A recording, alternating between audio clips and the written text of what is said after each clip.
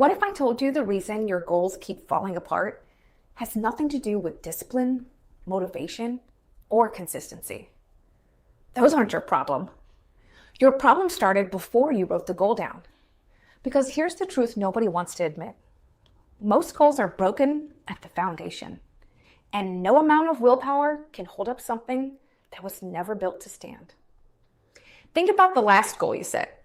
It could have been a New Year's resolution, a promise you wrote in your journal, something you said out loud to a friend, maybe something that you put on a sticky note that you put on your mirror. How long did it last? If you're being honest, and I want you to be, most goals start strong and fade quietly. Not with a dramatic failure, just a slow fade. You miss a day, then a week, then one day you realize you haven't thought about it in a month. And what do we usually tell ourselves? I wasn't disciplined enough. I lost motivation. I need to try harder next time. But here's what I want you to consider.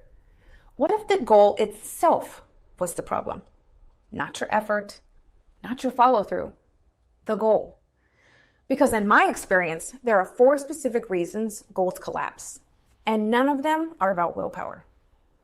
Before I show you the fix, I want you to understand what's actually at stake.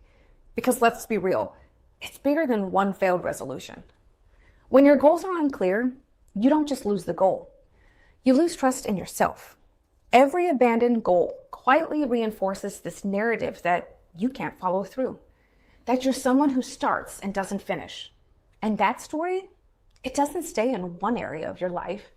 It bleeds into how you make decisions, how much you believe you can handle, how willing you are to try again.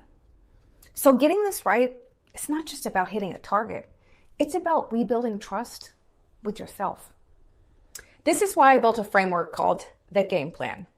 4 steps that take a goal from vague and fragile to something you can actually hold on to. GAME stands for grounded, aligned, measurable, and executable. Each step builds on the one before it. And the whole point isn't to make goal setting more complicated. It's to make your goals stronger so that they don't need willpower to survive. Let me walk you through each one. G is grounded.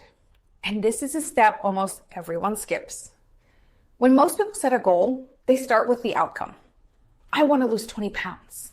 I want to make more money. I want to be more productive. And those are not bad things to want, right? But they're floating.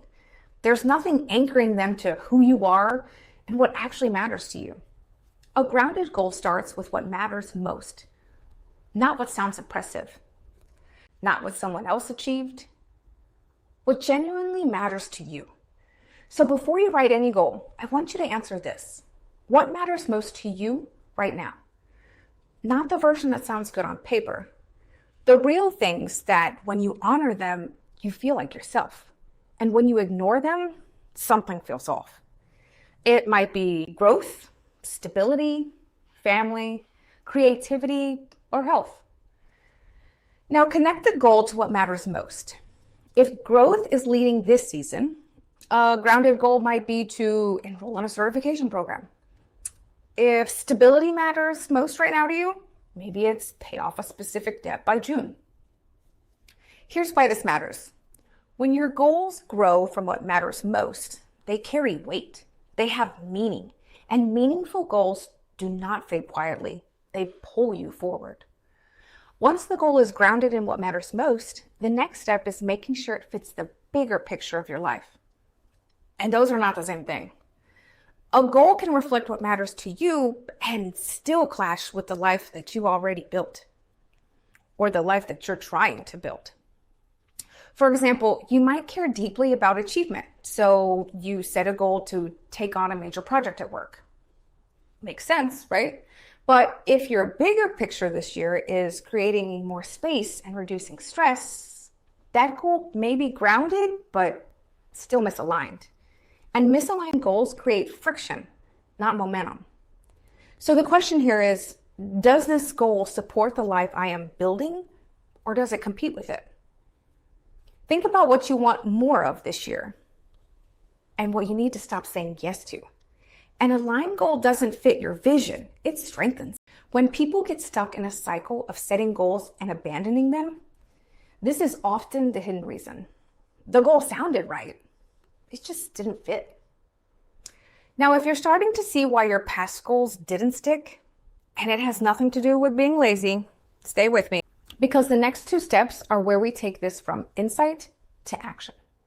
This is where it becomes something you can actually use starting today. All right, M is measurable. And I know this sounds basic. You've heard make your goals measurable 100 times, right? SMART goals. But hear me out, because there's a difference between knowing this and actually doing it. A vague goal sounds like, I want healthier. A measurable goal sounds like, I'll work out 3 times a week. One gives you a feeling, the other gives you a target. And here's what a target does for your brain. It shifts you from, I hope I'm doing enough, to here's what I've done, and here's what's next. That shift is everything, because without it, you're constantly guessing. And guessing creates doubt, and doubt creates quitting. So take whatever goal you've been building through these steps and ask yourself, how will I know I'm making progress? What does a good week look like? What does a good month look like? Measurable doesn't mean perfect. It just means clear. And when you define success, you stop guessing and you start building momentum. And the last step, the one that separates goals that live on paper from goals that change your life, is E, executable. Big goals are inspiring. They're also paralyzing. Because when the gap between where you are and where you want to be feels enormous, your brain does something very human. It freezes. Not because you can't do it, but because it doesn't know where to start. An executable goal is broken into small, doable actions that you can start now. Not someday, not when conditions are perfect. Now, if your big goal is to change careers, your executable step isn't figuring out my entire life. It's update my resume this week. If your goal is to maybe improve your health, it's not overhaul my entire routine. It's walk 10 minutes a day. And here's the reframe. You don't need to see the whole road. You just need to see the next stretch. Progress, it's not built in giant leaps. It's built in small steps you can keep showing up for. And when your next step is doable, truly doable, you do not need perfect motivation. You just need to start. So that's the game plan.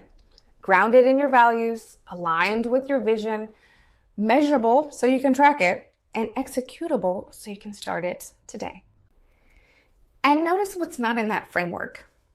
Willpower, motivation, nor discipline. Sure, those things can help, but they aren't the foundation. A goal that is grounded, aligned, measurable, and executable is the foundation. And when that foundation is solid, you will be surprised how little willpower you actually need. Now, if you want to work through this step by step, really sit with each part of the framework and build a goal that is designed to last. Like I said, I created a workbook exactly for that. It walks you through the full game plan with guided prompts, reflection exercises, and check-in templates so you stay on track after the initial excitement fades. I'll put the link down below. And I want to hear from you. Drop the word game in the comments if this changed how you think about goal setting. Or tell me what's one goal you've been carrying that you're ready to rebuild from the ground up.